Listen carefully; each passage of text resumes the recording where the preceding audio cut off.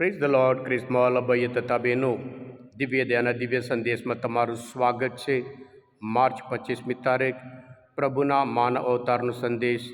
આ સંદેશ સાંભળનાર તમારા સૌ માટે અને તમારા કુટુંબીજનો વિશે પ્રાર્થના કરું છું. તમારા બાઇબલ લે લો, ઈશ્વરના વચન સાંભળીએ. લૂકનો ગ્રંથ 1લો અધ્યાય 26થી 38મી કલમ સુધી. 6 મહિને ઈશ્વરે દેવદૂત ગબ્રિયલને ગાલિલ પ્રાંતના નાસરેત નામે ગામમાં એક કન્યા પાસે મોકલ્યો. કન્યાનું નામ મરિયમ હતું અને તેમના વિવાહ દાવીદના વંશજ યોસેફ નામના માણસ સાથે થયા હતા. દેવદૂતે તેમની પાસે અંદર જઈને કહ્યું, પ્રણામ, તારી ઉપર પ્રભુની કૃપા ઉતરી છે અને પ્રભુ તારી સાથે છે. આ વચન સાંભળી તેઓ શોક પામ્યા અને વિચાર કરવા લાગ્યા, આ તે કેવા પ્રકારના પ્રણામ. ત્યારે દેવદૂતે તેમને કહ્યું, ગભરાઈશ નહીં મરિયમ, કારણ ઈશ્વરે તારા ઉપર પ્રસન્ન થયા છે અને જો તને ગર્ભ રહેશે અને એક પુત્ર અવતરશે અને તેનું નામ તું ઈસુ રાખજે. એ મહાન હશે અને પરાત્પરનો પુત્ર કહેવાશે. પ્રભુ પરમેશ્વર તેને તેના પૂર્વજ દાવીદનું રાજ સિંહાસન આપશે અને તે યુગોના યુગો સુધી ઇસરાયેલી પ્રજા ઉપર રાજ્ય કરશે. તેના રાજ્યનો અંત આવશે નહીં. મરિયમે કહ્યું, એ શી રીતે બનશે? હું તો પતિગમન કરતી નથી. દેવદૂતે જવાબ આપ્યો, પવિત્ર આત્મા તારા ઉપર ઉતરશે અને પરાત્પરનો પ્રભાવ તને છાઈ દેશે અને એ જ કારણથી જે પવિત્ર પુત્ર અવતરશે તે ઈશ્વર પુત્ર કહેવાશે. અને જો તારી સગી એલિઝાબેથને પણ ગડબડમાં ગર્ભ રહ્યો છે અને જે વાંજણી કહેવાતી હતી એને અત્યારે 6 મહિનો ચાલે છે, કારણ ઈશ્વરને કશું અશક્ય નથી. મરિયમે કહ્યું, હું તો ઈશ્વરની દાસી છું, તારી વાણી મારી વિશે સાચી પડો. પછી દેવદૂત તેમની પાસેથી ચાલ્યો ગયો. આ પ્રભુની વાણી છે, તે આપણો આધાર છે. ખ્રિસ્તમાં ભાઈ હતા બહેનો, એક 14 વર્ષની છોકરી અચાનક દેવદૂતને જુએ છે. દેવદૂતને જોઈને એને એક બાજુ આનંદ અને બીજી બાજુ ગભરામણ અને હજુ ત્રીજી બાજુ મૂંઝવણી જે સંદેશ આપે છે. અને દેવદૂત પોતે એક પ્રશ્ન માટે એ જવાબ આપે છે અને પૂરી ખાતરી આપે છે, પ્રભુ તારી સાથે છે.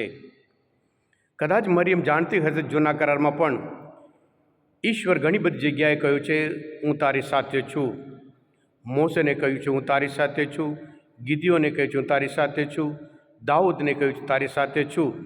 એવી રીતે જ્યારે એ કહે તારી સાથે છું, ઈશ્વર એમની સાથેને સાથે હતા. અને સાથે સાથે કેવી રીતે બનશે એ પણ પવિત્ર આત્મા દ્વારા તારા ઉપર પ્રભાવ થશે અને તને છાઈ દેશે અને એક પુત્ર અવતરશે. પવિત્ર આત્મા જૂના કરારમાં પણ આપણે જોઈએ છીએ, ઘણા બધા ઉપર ઉતરી આવે છે. એક ખાસ હેતુ માટે હોય. એ ગિદિયોનના જીવનમાં હોય, એ દાઉદના જીવનમાં હોય, એ મોસેના જીવનમાં હોય. એમને પવિત્ર આત્મા ઉતરી આવે, એમને શક્તિશાળી સામર્થ્ય બનાવે છે.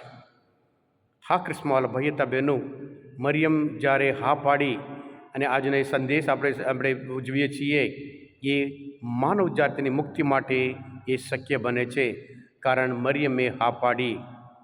મરિયમ પ્રભુ ઈસુના પ્રથમ એ વિશ્વાસી, એ છે શિષ્ય. ઈશ્વરના વચન પ્રમાણે એક વ્યક્તિ અતિ શ્રેષ્ઠ રીતે જીવ્યા હોય એ મરિયમ. એટલે છેલ્લે પણ એ કહે છે, તારી વાણી મારી વિશે સાચું પડો. એટલે ઈશ્વરના વચન પ્રમાણે, ઈશ્વરના વચન માટે એ હા પાડે છે. હા ક્રિસ્મોલ ભાઈ હતા બહેનો, નવા કરારમાં પણ આપણે જોઈએ છીએ જેવી રીતે પ્રભુ ઈસુ એમને ખાતરી આપી, પવિત્ર આત્મા તમારા ઉપર ઉતરી આવશે. અને જ્યારે પવિત્ર આત્મા શિષ્ય ઉપર ઉતરી આવ્યા તે બધા શક્તિશાળી બન્યા હતા. ભીતર આપણે જાણીએ છીએ એક નબળો માણસ અને એટલા શક્તિશાળી પવિત્ર આત્માના લીધે. અને પૌલ અને સ્તફાન પવિત્ર આત્માના લીધે પ્રેષિતોના ચરિત્રમાં 6 અધ્યાયમાં આપણે જોઈએ 8મી કલમમાં એમના શક્તિ વડે ઘણા બધા ચમત્કાર કરતા હતા. જે જૂના કરારમાં અને નવા કરારમાં માતા મરિયમ ઉપર અને એ જ પવિત્ર આત્મા આપણે દરેકના ઉપર ઉતરી આવ્યા છે. આપણે દરેક ઉપર સંચાર કર્યો છે આપણા દરેકના જીવનમાં. જો આ બધા લોકો મહાન અને શક્તિશાળી પુરુષ તરીકે જીવ્યા હોય અને ઘણા બધા અદ્ભુત કાર્ય કર્યા હોય, તો પછી આપણામાં જે પવિત્ર આત્મા સંચાર થયો હોય, પછી આપણે કેમ નબળા પડીએ છીએ? આપણામાં એ શક્તિ કેમ દેખાતી નથી? કારણ આપણે બધા પવિત્ર આત્મા દોરે એ પ્રમાણે દોરાય જતા નથી, જીવન જીવતા નથી. એના લીધે છે. હા કૃષ્ણવાલા ભાઈ હતા બહેનો, એફએસએસના ધર્મસભ્ય 4 અધ્યાયમાં 30મી કલમમાં પૌલ પોતે કહે છે, પરમેશ્વરના પવિત્ર આત્માને દુઃખી કરશો નહીં. એ જ મુક્તિ દિન માટેની તમારા ઉપર મોરેલી મહોર છે. પવિત્ર આત્માના એના લીધે મહોર મારી છે. એટલે જ્યારે આપણે પવિત્ર દોરે પ્રમાણે જીએ, આપણે પણ જેવી રીતે સ્તફાન, પીતર હોય, પૌલ હોય અને ઘણા બધા, ત્યાર પછી પણ ઘણા બધા શિષ્ય શક્તિશાળી તરીકે જીવ્યા હોય, એ જ આપણે પણ વધુ શક્તિશાળી અને સામર્થ્ય પ્રભુ ઈશ્વરના સંતાન તરીકે ચોક્કસ જીવી છીએ. અને આપણા દ્વારા ઈશ્વર અદ્ભુત કાર્ય એમના મહિમા માટે ચોક્કસ કરશે. મારા ભાઈ હતા બહેનો, આજના ચિંતન સાથે પ્રભુ ઈશ્વરના સંદેશ સમજવા માટે, પ્રભુ ઈશ્વરને ઓળખવા માટે માત્ર તૃપ્તા હોય તો દિવ્ય ધ્યાન દિવ્ય સંદેશ સબસ્ક્રાઈબ કરજો અને બીજા માટે પણ ફોરવર્ડ કરજો. કારણ પ્રભુ તમારી સાથે અને બધા આશીર્વાદિત છો, અભિષેક્ત છો. પ્રભુ ઈસુ, હું તમારા શ્વાસ રાખું છું, તમારા અંતર સર્વશક્તિમાન પરમેશ્વર પિતા અને પુત્ર અને આત્માનો આશીર્વાદ તમારું ઉપર ઉતરો. આમેન. બોલો દિવ્ય દયાનો જય. God bless.